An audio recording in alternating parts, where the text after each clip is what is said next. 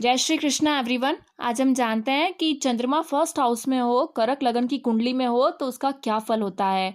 जैसा कि हम हमेशा पहले चंद्रमा के बारे में जानेंगे, उसके बाद फर्स्ट हाउस के बारे में जानेंगे, उसके बाद हम कर्क लगन के फर्स्ट हाउस में चंद्रमा का फल के बारे में जानेंगे और बाद में नक्षत्रों के बारे में थोड़ा देखेंगे। एक एक लाइन सुनेंगे, बाकी नक्षत्र बहुत डिटेल में बताना पड़ता है। इस तरह से हम जानेंगे।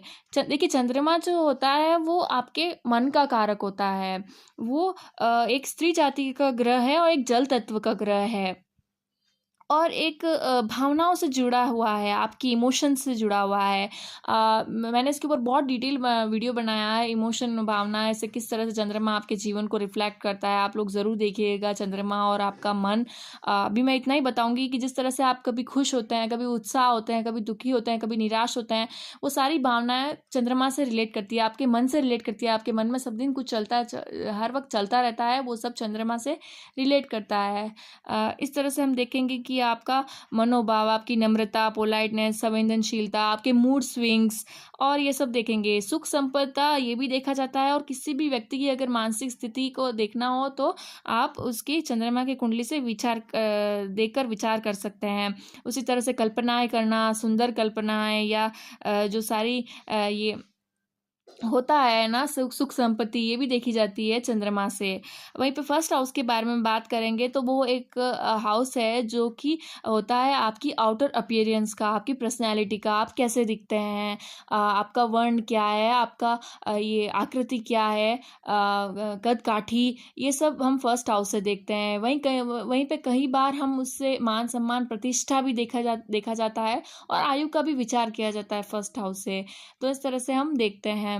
वहीं पे अब हम बात करते हैं कि जब फर्स्ट हाउस में किसी के भी मून होता है तो वो इंसान हमेशा आकर्षक होता है, अट्रैक्टिव लुक्स होते हैं उसके, प्रभावशाली व्यक्तित्व वाला होता है, साहसी होता है, चंचल स्वभाव होता है थोड़ा बहुत, और एक्सप्लोरर होता है, भ्रमणशील होता है, और हमेशा सबका प्रिय होता है, अभिमानी होता है और शीघ्र ही किसी चीज़ से क्रुद्ध हो जाता है।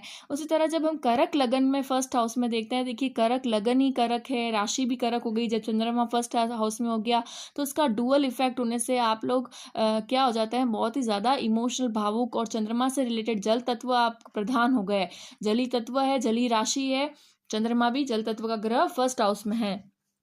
तो उस तरह से कर्क जो राशि होती है वो चर राशि मानी जाती है, यानी कि मूवमेंट वाली राशि होती है, एक जगह स्थिर नहीं रहती है। इसी तरह से आपका मन और क्योंकि लगन में भी चंद्रमा है, इसलिए आप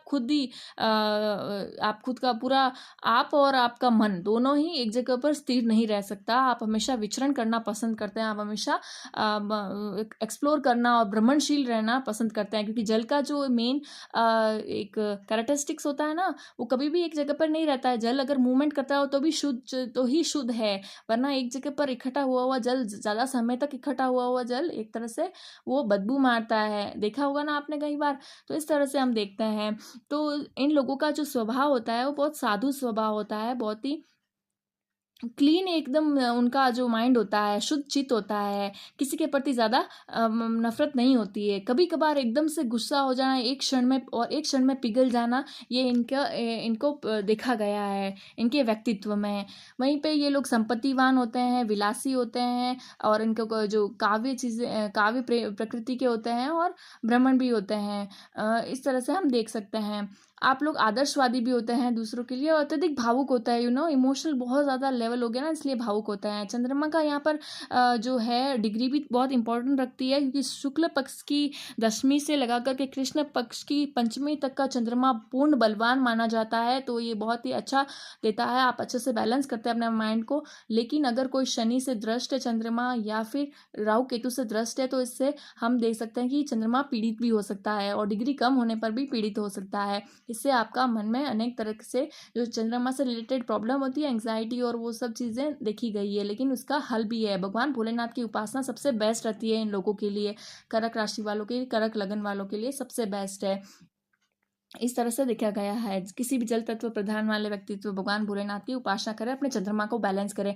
मैंने ये एक और वीडियो में चंद्रमा और एक आपका मन इसमें भी बहुत अच्छे से बताया है। अब हम बात करते हैं कि और इनमें क्या जो ट्रेड्स होते हैं वो देखा गया है। आप मतलब एक कुटुंब, अच्छा चंद्रमा इन सबका कारक है कुटुंब का, तो इस तरह से आपको अपनी माता से, कुटुंब से, अपने देश से बहुत प्रेम होता है। आप ऐसे देखा गया है। ये कभी कभार शांत, जितने ही शांत होते हैं, दयालु स्वभाव के होते हैं, जितने भी उसी प्रकार से कभी कभी ऑपोजिट भी देखा गया है, क्योंकि अमावस्या पूर्णिमा दोनों भी होती है चंद्रमा का रूप। तो उस तरह से आपका भी रूप ऑपोजिट भी देखा गया है कि चिड़चिड़े भी हो जाना, कभी कभी विचार आपको कभी कभी बहुत ज़्यादा परेशान करना, अपने विचार दूसरों को परेशान करना, इस तरह से देखा गया है। अब हम बात करते हैं कि और थोड़ा बहुत इसके बारे में जानते हैं कि ये क्या होता है कि आप काम को टाल मटोल करना, कभी कभार बहुत क्रोधित होना, जैसे मैंने पहले भी कहा है, इस तरह से देखा गया है। अब हम बात करते हैं कि ये जो फोर्थ हाउस का लॉर्ड होकर के फर्स्ट हाउस में बैठा है, ये एक तरह का योग है, पंच महापुरुष राजयोग में से। तो हम ऐसे भी देखेंगे तो ये इस तरह से भी अच्छा है। ये आपको अच्छा सा रूप देता है, आपको प्रतिष्ठा देता है लग्न में होने के कारण, और आपके मनोभाव में बहुत श्रेष्ठ कोटि का मनोभाव होता है। आपका मन की भावनाएं बहुत अच्छी होती है, शुद्ध होती है। इस तरह से देखा गया है। अपनी शत्रु दृष्टि से वो 7वें घर को देख रहे हैं, 10th को, यहाँ पर बैठे चंद्रमा जिस तरह से आप इस कुंडली में देख रहे हैं, मकर राशि को देख रहे हैं, जो कि शनि की राशि होती है। इस वजह से आपका जो वैवाहिक जीवन है या व्यवसाय है उसमें थोड़ा सा एवरेज माना गया है। अगर इनकी चंद्रमा बली है पूर्ण, तो इसमें विशेष सफलता आपको प्राप्त होती है, आप यशस्वी भी होते हैं और करते हैं। इस तरह से चंद्रमा की स्थिति देखना बहुत इंपॉर्टेंट हो जाता है यहाँ पर। जैसे कि शनि अगर सेकंड, या जहाँ 2 लिखा हुआ है वृषभ राशि, 11th हाउस जो है उसमें बैठे हुए देख रहे हैं चंद्रमा को अपनी तीसरी दृष्टि से, या फिर ये यहाँ पे मकर राशि में ही शनि बैठ गए हैं 7th हाउस में, 10th जहाँ लिखा हुआ है। इस तरह से ये दोनों ही कंडीशन में शनि अपनी दृष्टि डाल रहे हैं चंद्रमा पर, और राहु केतु अगर दृष्टि डाल रहे हैं, तो आप थोड़ा अप एंड डाउन इसके रिजल्ट को देखेंगे, वरना ये बहुत ही शुभ फलदायी होगा। 7th जहाँ लिखा हुआ है वहाँ पे भी शनि अगर हो तो दृष्टि डाल रहे हो, तो या ये हो गया है आपका तुला राशि का शनि, जिससे बहुत ही अच्छा शनि, बली शनि है। तो इस तरह से आप बहुत संघर्ष करके अच्छी सफलता पाते हैं। वहीं पे नक्षत्र की बात करते हैं, एक बहुत बड़ा बनाएंगे वीडियो नक्षत्र का, क्योंकि चंद्रमा का नक्षत्र आसानी से एक लाइन में नहीं कहा जा सकता है बहुत पूरा फल। इस तरह से हम देखेंगे कि यहाँ पे पुनर्वसु या तो 4th चरण के पुनर्वसु के लोग कर्क राशि के अंदर आते हैं। तो पुनर्वसु नक्षत्र तो गुरु का नक्षत्र है, बहुत शुभ है नक्षत्र है ये आपका। और अगर पुष्य नक्षत्र हो तो ये शनि का नक्षत्र है, जिससे आपको परिश्रम के बाद सफलता मिलती है। हर समय जीवन में थोड़ी परिश्रम कठिनाइयाँ रहती है प्रारंभिक जीवन में, क्योंकि उस वक्त आपके शनि की दशा होती है बचपन में। तो पुष्य नक्षत्र हो तो इस तरह से देखा गया है। वहीं पे हम आश्लेषा नक्षत्र की बात करें तो ये बुध का नक्षत्र है, जो अगर बुध यहाँ कहीं बली बैठा हो तो आपको बचपन से ही ज्ञानी और समझदार का प्रवृत्ति का बनाता है। इस तरह से हम जान सकते हैं कर्क लगन के फर्स्ट हाउस में चंद्रमा को। वीडियो को अच्छा लगा हो तो लाइक शेयर सब्सक्राइब करिएगा। राधे राधे।